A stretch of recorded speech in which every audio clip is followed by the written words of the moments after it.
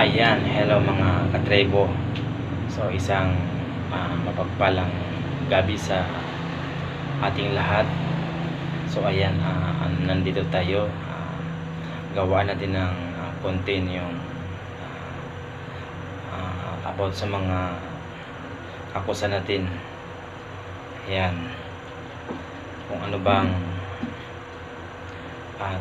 mayroon sa loob ng kulungan at kung anong kung sabi ba nila na may pa-welcome o ano.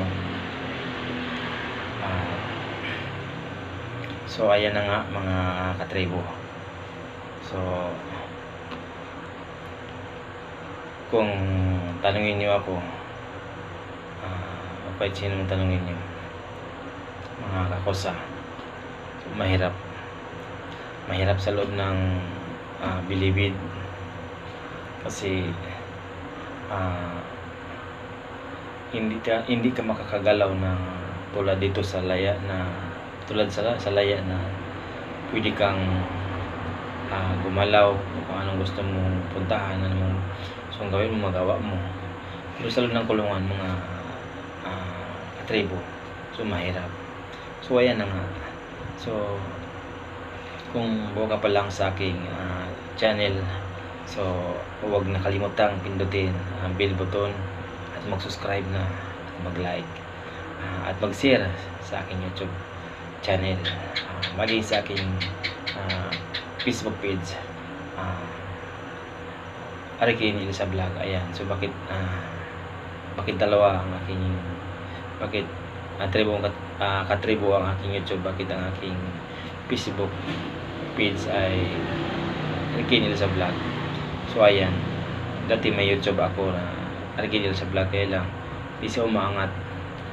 So gumawa ako ulit ng channel na katribo. Ayan. So ayan na nga, pagpatuloy natin ang ating kwento. Pag ikaw ay na-deliver na, ang tawag nito, yung gudalay ka na sa, galing ka ng PNP, deliver ka na sa City Jail o kaya sa province. So ayan, unang dating mo doon talaga is buong ang magpasok sa isang selda. So kailangan mo na, kapaan mo na, baka may mga dala ka kahit galing ka na sa PNP, ang bag mo lahat kakapain yan, baka mayroong mga blade o patalas kasi bawal talaga sa loob. So ayan, pagdating mo sa sa loob, dadalahin kayo ng meron silang yung mga bilanggo din, meron silang tawag nito, sila yung dadala sa selda. Ayan, pagdating doon sa loob, ayan, kamay mo sa likod, ayan, tanong ka ng chip yan, bata, anong kaso mo? Ay sagot mo doon, sagutin mo ng tama kung anong kaso mo. So bago ka pala papasok doon, kaya na kailangan sasabihin mo yan doon sa pintuan, maganda kung umaga o hapon, kung hapon man, your vice chief, magandang hapon po. Ayan, sabay po. Yan, ang kamay mo sa likod, hindi pwede sa harap yan. Ayan. So yan na nga, kung matapang ka sa laya o kung astig ka sa laya, pagdating mo sa loob, hindi mo magagamit yan. So ayan. So sabi nga nila may pa-welcome, depende, noon siguro maaaring ganun nga, may mga pa-welcome. Pero sa mga naabutan natin, so wala na ganun. Basta tanongin ka lang kung anong kaso mo, i-screen ka lang. Pagdating tanongin ka ng mayor mo kung anong mga bawal doon, ganito, yun lang.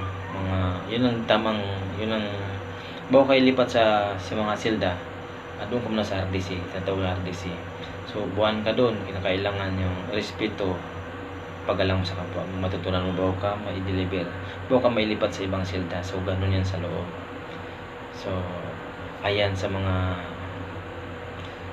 next video natin, so mag-comment lang kayo sa comment section kung anong gusto nyo tanongin sa akin para sagutin natin kung anong katanungan nyo, pwede natin isagutin. So ayan, ayan, hanggang dito na lang ating pagbablog. Ayan, content. Gawaan natin ulit ng pangalawa. Basta magtanong lang kayo, mag-comment lang kayo sa comment section. Bye bye, ingat, God bless you.